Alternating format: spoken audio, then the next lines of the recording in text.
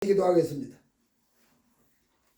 하나님 아버지, 오늘 저희들 야고보서 4장 말씀을 듣고자 원하옵나이다. 기록된 계시의 말씀을 성령의 조명하심을 따라 저희들 듣기를 원하옵고 또 전하기를 원하옵나이다. 전하고 듣고 함께 은혜 받는 복된 시간 되게 하여 주시옵소서.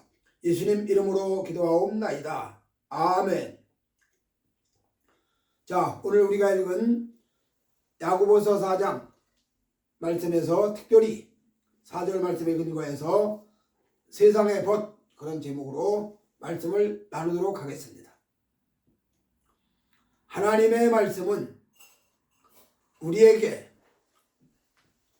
하나님과 원수되는 것이 무엇인가를 이야기해 주고 있습니다. 하나님께서 우리에게 요런 내용은 하나님과 원수가 된다. 또 이런 일들은 하나님이 기뻐하신다. 그렇게 성경에 명백하게 말씀을 합니다. 오늘 이 시간에는 하나님과 원수되는 내용이 무엇인가, 그리고 하나님과 원수되는 자들이 어떤 자들인가, 그것을 성경을 통해서 저희들 서로 상고해보고 같이 피차에 의뢰받는 시간 되기를 원합니다. 하나님께서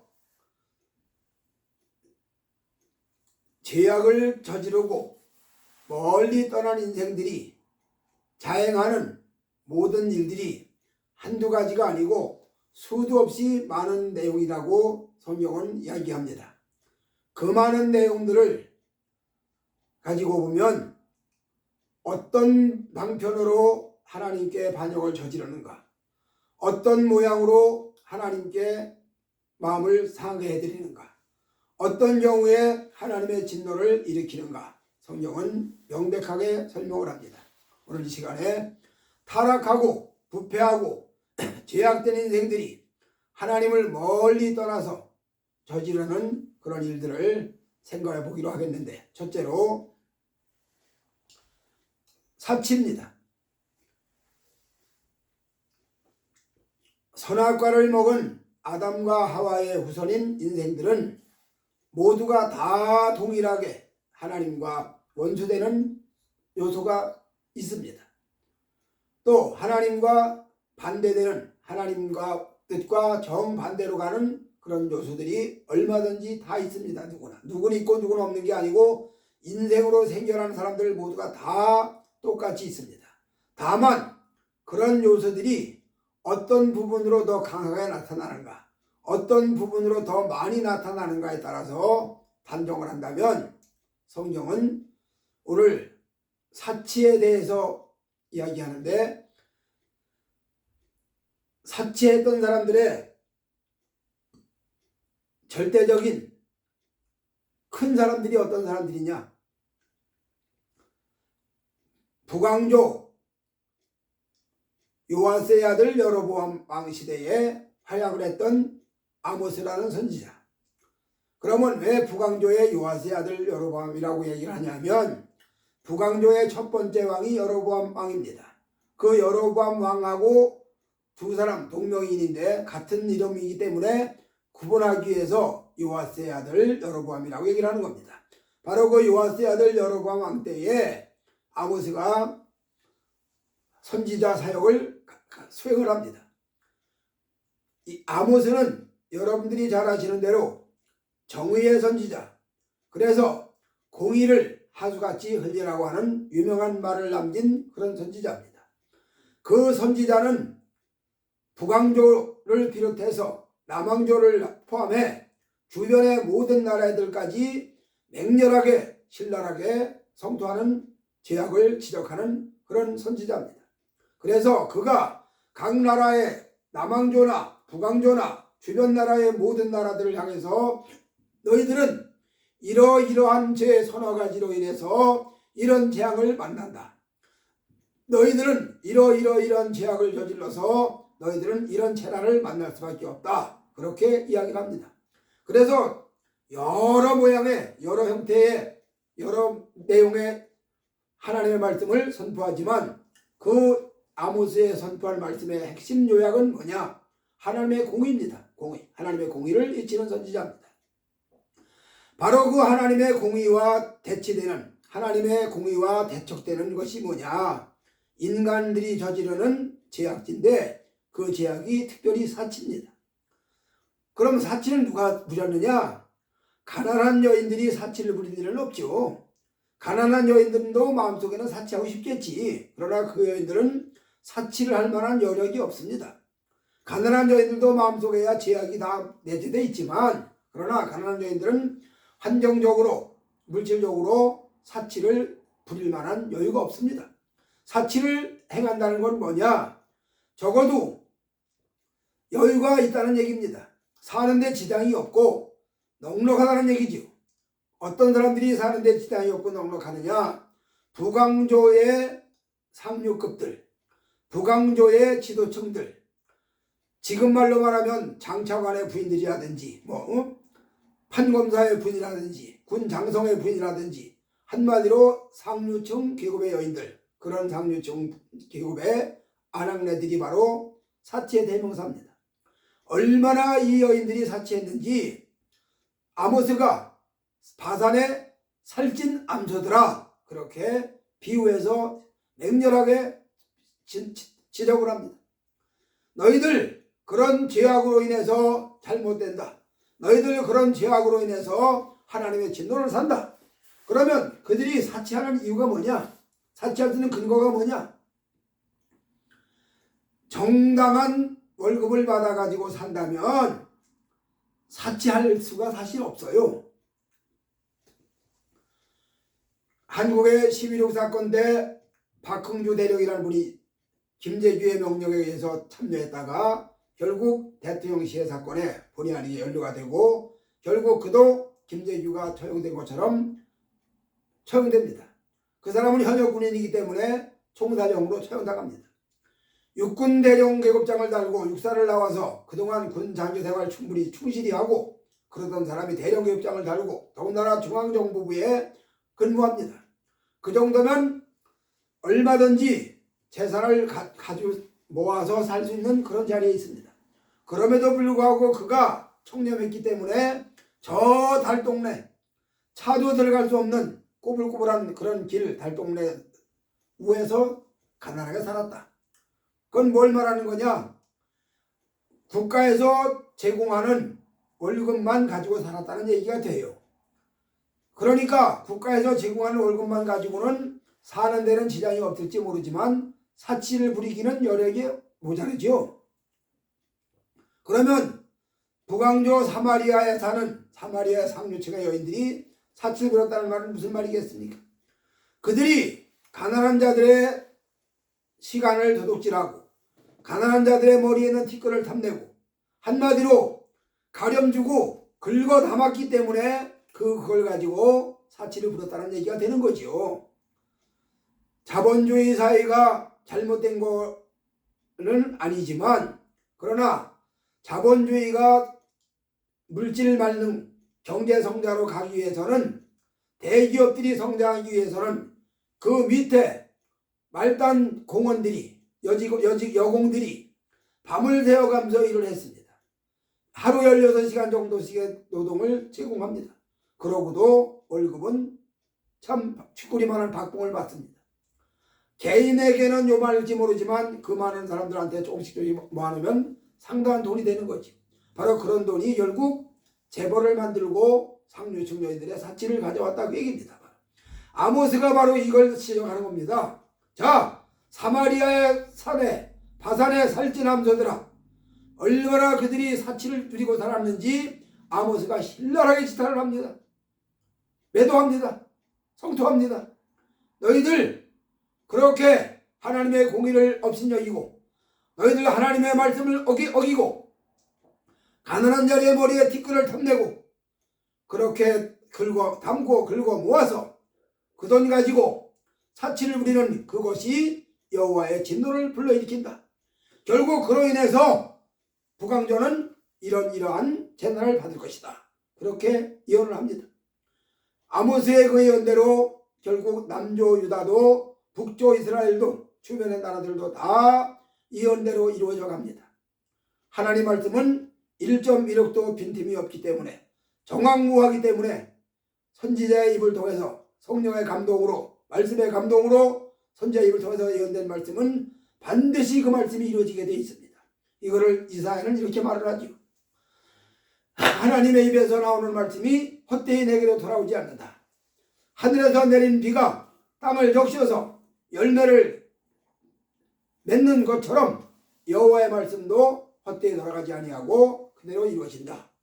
이렇게 예언을 합니다. 그 예언대로 아모스는 그 시대에 북왕조 요아스의 아들 여로보암 왕 시대에 하나님의 말씀을 위탁받아가지고 하나님의 말씀을 신탁받아가지고 예언했던 아모스의 예언 사역은 결국 하나님의 공이라고 하는 큰 틀로 딱 제작돼가지고 오늘날 우리가 가지고 있는 성경에 아모스서로 딱 자리매김을 합니다. 그래서 이 아모스를 읽으면서 사람은 하나님의 공의를 따라가야 되는구나. 사람은 하나님의 공의를 신청하고 따라 배워야 되는구나. 그렇게 교훈을 받고 그걸로 삼을 수 있는 거지. 이렇게 성경에서 말하는 하나님의 원수되는 세상의 벗되는 첫 번째 하나님과 원수되는 세상의 벗은 사치입니다. 두 번째 하나님의 원수가 되고 세상과 벗되는 것이 무엇이냐. 두 번째로는 허영입니다. 사람이라고 생겨난 사람들은 다 태어날 때부터 죄악을 짊어지고 태어나기 때문에 언제 선악과를 먹은 그 값으로 인해서 언제 오리지널 진 이 죄를 짊어지고 태어납니다. 다만 어릴 때는 나타나지 않을 뿐이지요. 밤돌 속에 도토리 속에 거대한 도토리 나무가 있고 밤돌 속에 거대한 밤나무가 있는 거는 그것이 땅에 심겨져 가지고 싹이 나서 자라서 나무가 될 때 보여지는 거죠. 그러나 땅에 떨어지지 아니하고 싹이 나기 전까지는 그냥 밤 한 톨입니다. 도토리 한 톨입니다. 마찬가지로 우리 사람들이 어린아이가 태어나면 얼마나 이쁩니까? 100일쯤 되면 어린아이가 엎치기도 하고 뒤치기도 하면 참 너무너무 이쁘지. 그 어린아이를 생각이 눈에 밟혀서 직장 갔던 아버지도 빨리빨리 집으로 돌아오고 그 아이 보고 싶어서. 그렇게 천진난만하고 그렇게 귀여운 어린아이 속에 죄가 있다? 이 죄가 있죠. 나타나지 않았을 뿐이지.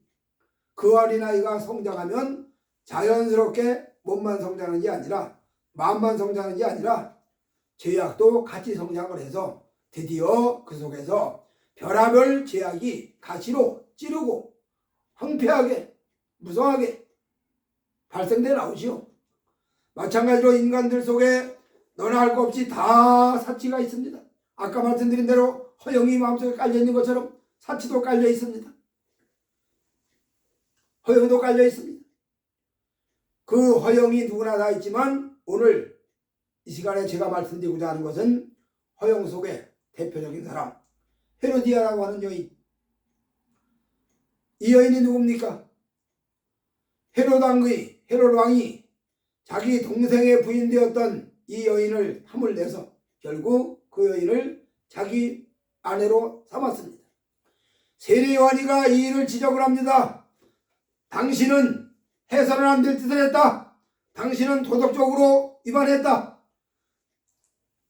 그러면 인간들 모두가 다 잘못된 것을 지적받으면 내가 잘못했구나 인정을 하고 인식을 하고 그래요 잘못했습니다 회개합니다 하고 돌아서면 얼마나 좋겠어요. 그렇지 않습니다. 하나님의 말씀과 성령의 조명을 받지 않는 인생들은 죄를 지적받으면 반드시 반응을 보이는데 어떤 반응을 보이느냐. 너 내 귀를 거슬렸어? 너 지금 내 심장 내 염장 질렀어? 너 지금 나 마음 격동시켰어? 너 한번 맛 좀 볼래?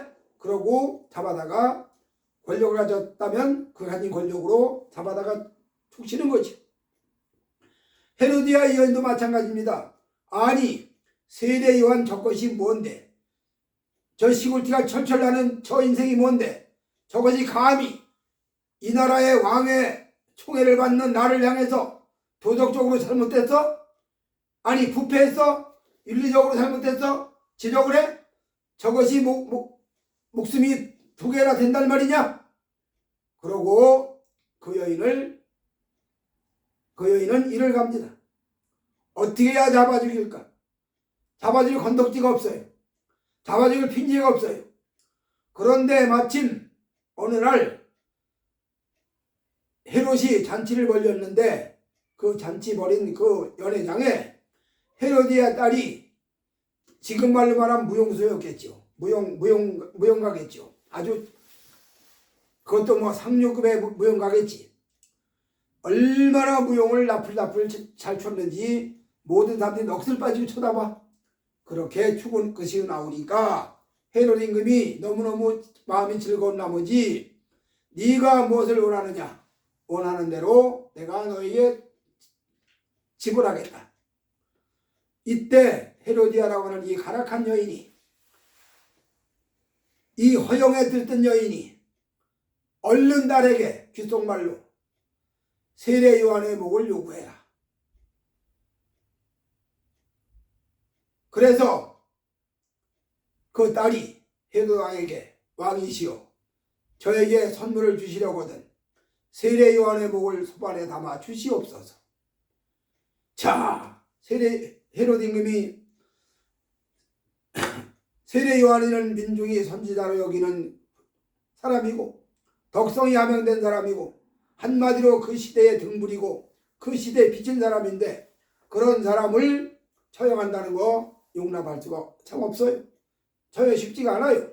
그러나 많은 신하들 앞에서 여러 사람이 보는 앞에서 네가 나에게 요구하면 내가 들어주겠노라고 했으니 체면이 있지, 위신이 있지.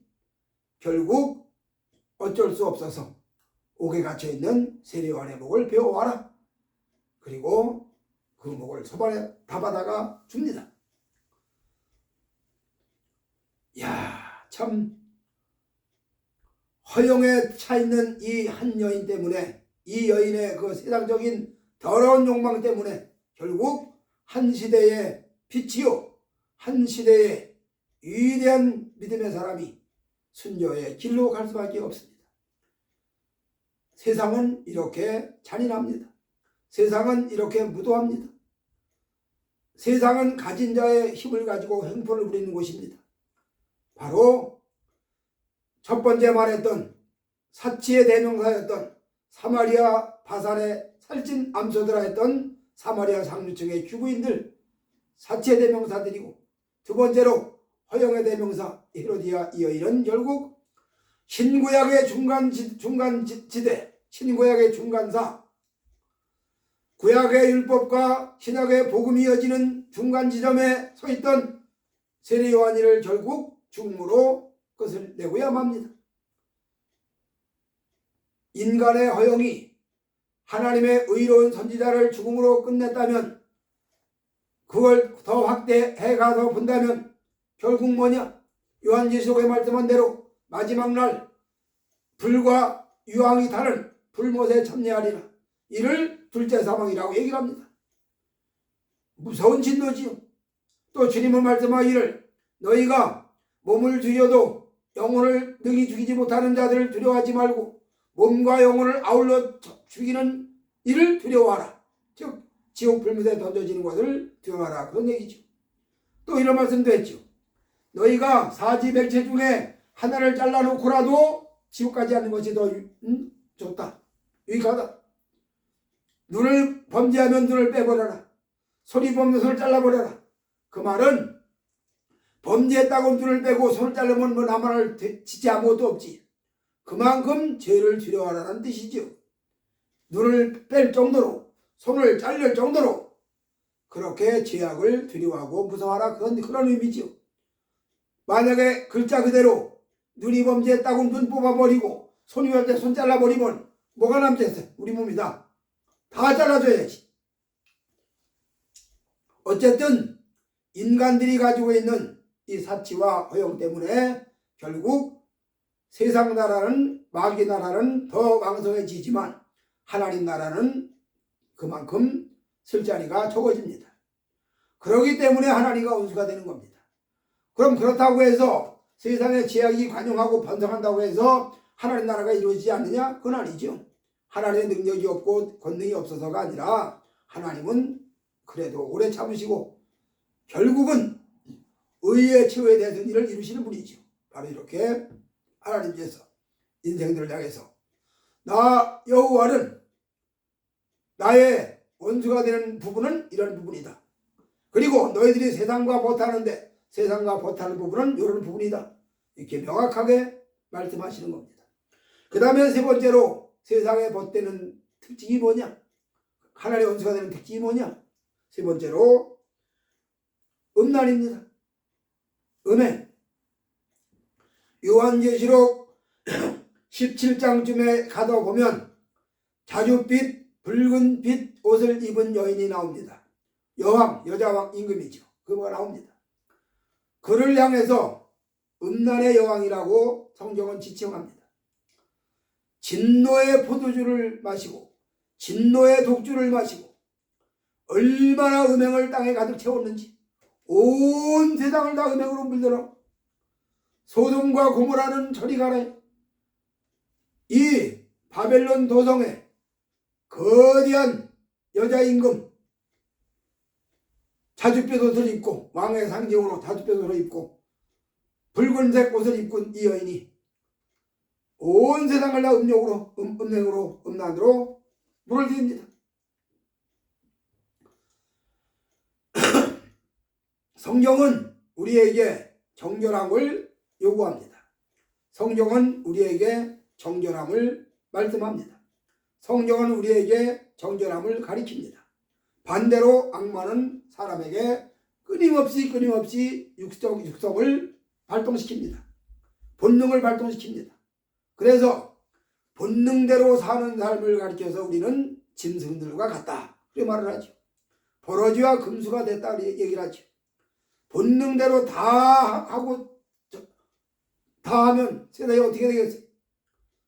속에서 일어나는 본능을 절제하고 억누르고 통제하고 자제하면서 그래서 말씀을 지키고 세상 말로 말하면 윤리도 지키고 도덕도 지키고 하나님의 말씀 신앙도 지키고 그렇게 해서 하나님 나라가 세워져 가는 것이지 인간 속에 있는 본능대로 다 그대로 따라 산다면 세상이 동물의 왕국이 되지 그 사람이 사는 사이겠어요. 그것이 이렇게 하나님은 인간들에게 규모 있게 살아라. 절제를 하고 살아라. 말씀을 지키고 살아라. 그래야 사람의 길을 가는 것이다. 그렇게 얘기를 하고 반대로 악마는 끊임없이 충동질을 해서 본능대로 살아라. 본성대로 살아라. 하고 싶은 대로 다 하고 살아라. 그렇게 뒤에서 사주를 하는 것이죠. 오늘 우리는 이 땅 사는 동안에 하나님과 원수가 되는 행위, 세상과 벗되는 행위, 이것을 잘 구분해서 시편 기자가 말한 대로 복 있는 사람은 악인의 길을 쫓지 아니하며 죄인의 길에 서지 아니하며 오만한 내 자리에 앉지 아니하고 오직 여호와의 율법을 즐거워하여 그 율법을 죄로 묵상하는 자로다. 그렇게 고백한 것처럼 본성이 요구한다 할지라도 본능이 발동한다 할지라도 우리 속에 있는 이 모든 것들이 발동한다 할지라도 그거를 뭘로 통제하느냐? 말씀으로 통제하고 성령의 능력으로 통제하고 기도로 절제하고 그래서 디모데 성경에는 성화되는 과정을 기도와 말씀으로 거룩해진다. 그렇게 얘기를 합니다. 또 기도도 잠깐 기도해서 무슨 능력이 얼마나 있겠어요. 물론 그것도 기도지만 그러나 기도의 능력이 나타날 정도로 기도의 능력이 힘이 될 정도로 하려면 수없는 유혹을 이겨내야 되죠.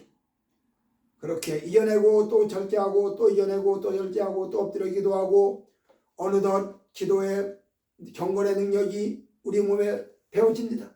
어느덧 경건의 모양이 우리 속에 나타납니다. 이렇게 하면서 우리 심령 속에 하나님과 원수된 부분이 있는지 하나님과 원수되는 모양이 있는지 이런 것들을 다 찾아내서 그냥은 안 보입니다. 의학으로 인내시경을 찍고 대장내시경을 찍어보면 겉으로는 안 보이지만 찍어보면 윗속에 종양이 있는지 혹이 있는지 다 보여져서 그걸 보고 치료하는 것처럼 하나님의 말씀 성령이 기도 능력으로 믿음 생활을 바로 할 때 그때 비로소 우리 속에 있는 죄악이 보여지는 겁니다.